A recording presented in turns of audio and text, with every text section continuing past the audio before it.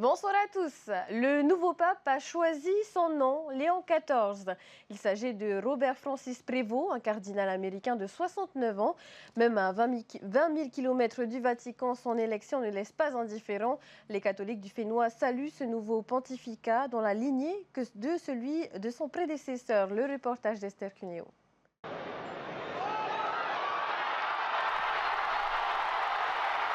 Explosion de joie sur la place Saint-Pierre. La fumée blanche annonce l'élection d'un nouveau pape. Son apparition au balcon de la basilique est accueillie par un tonnerre d'applaudissements. A tutte le persone, ovunque siano, a tutti I popoli, a tutta la terra, la pace sia con voi. Que la paix soit avec vous. Ces premiers mots de Léon XIV résonnent jusqu'au Fénois, où la communauté catholique représente environ 40% de la population. Il a souhaité la paix, non pas simplement aux catholiques, mais au monde entier, à la terre entière. Donc il se situe là en pleine situation où le monde est actuellement quand même profondément fragilisé par les guerres, les conflits, les divisions.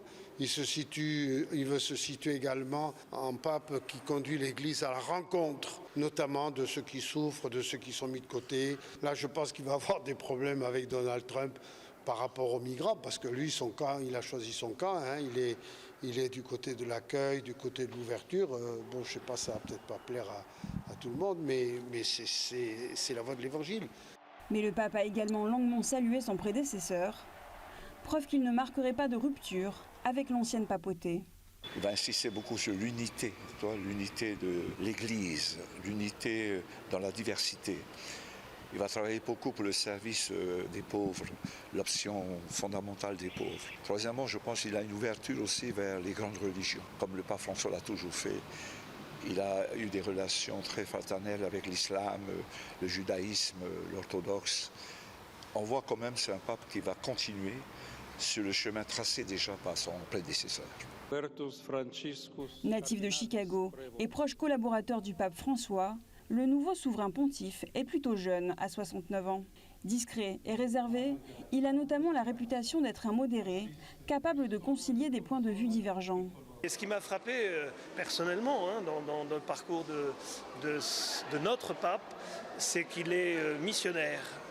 Quand on regarde sa biographie, il a été prêtre, il est religieux de Saint-Augustin, il a été prêtre longtemps au Pérou, il a été évêque au Pérou et en même temps il a été longtemps en charge comme prêtre à Rome dans le cadre de son ordre avec des responsabilités importantes et aussi comme évêque et comme cardinal en très peu de temps. Donc il était inconnu des gens communs, mais je pense que c'est une figure qui a été dans l'Esprit Saint choisie parce que très rapidement il est devenu cardinal évêque, c'est dire toute la confiance que le pape François lui accordait.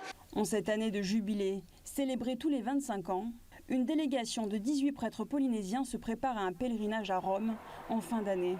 Ils espèrent ainsi aller à la rencontre du Saint-Père.